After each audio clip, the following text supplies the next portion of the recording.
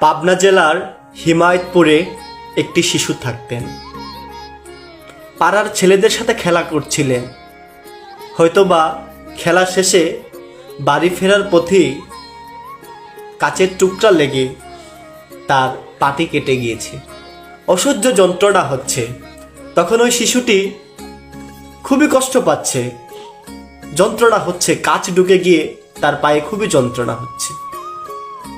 তখন ওই কাটা পাটি নিয়ে মায়ের কাছে গেল। ঝরঝর করে রক্ত পড়ছিল। মা কিন্তু দেখে নাই ওই ছেলেটির যে পা কেটেছে। সে মা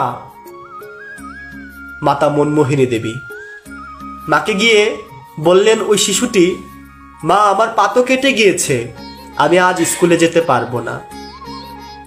মা না দেখে বলছেন, ওসব কিচ্ছু না, স্কুলে যা। যেমনি মার কথা তেমনি তার কাজ। ওই শিশুটি আর ব্যথা যন্ত্রণার কথা মনেই করতে পারলো না। আমার মা বলেছে কিচ্ছু হবে না, ঠিক আছে স্কুলে যাই। অথচ জ্বর করে রক্ত পড়ছে পা দিয়ে। মায়ের আদেশ, মা যে আদেশ করেছেন, কিচ্ছু হয়নি। তখন ওই শিশুটি স্কুলে গেল। স্কুল থেকে যখন বাড়ি ফিরল, তখন মাতা মনমোহিনী দেবী দেখতে পাচ্ছেন যে একই কাণ্ড, পায়ের অবস্থা তো খুবই খারাপ। তখন তিনি বুঝতে পারলেন যে ওই সময় ওই শিশুটি তার মায়ের কাছে সত্য কথাই বলেছিল।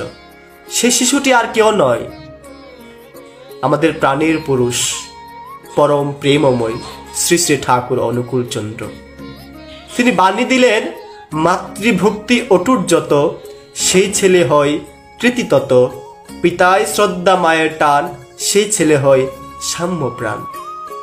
তিনি বাণী আমাদেরকে অমনি অমনি করে দেননি, তিনি আচরণ করে আমাদেরকে শিখিয়ে দিয়ে গিয়েছেন মায়ের প্রতি কেমন ভালোবাসা থাকা দরকার, কেমন বিশ্বাস থাকা দরকার। এরকম অসংখ্য কাহিনী আছে, অসংখ্য ঘটনা আছে, যেগুলো বলেও শেষ করা যাবে না। আমরা মনে প্রাণে ঠাকুরকে বিশ্বাস করি। আমাদের পথ প্রদর্শক হচ্ছেন শ্রী শ্রী ঠাকুর অনুকূল চন্দ্র।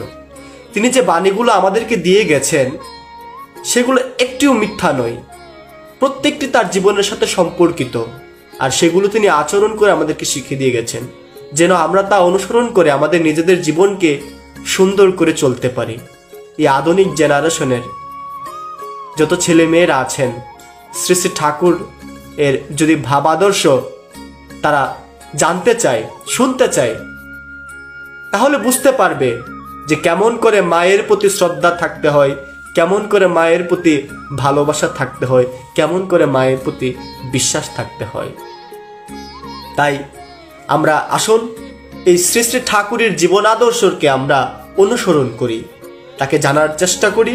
তার জীবনের যেটুকু কাজ বা আদেশ বা নির্দেশ বা যে বাণীটি আমাদের জীবনে প্রয়োগ করলে ভালো হবে, আমাদের নিজেদের উন্নতি হবে, আসুন সে বাণীগুলো আমাদের জীবনে প্রয়োগ করি। শ্রদ্ধেয় দাদা ও মায়েরা, যে যেখান থেকে আলোচনা শুনছেন, তাদের প্রতি প্রত্যেককে আমার জয়গুরু জানিয়ে আলোচনা শেষ করছি। জয়গুরু।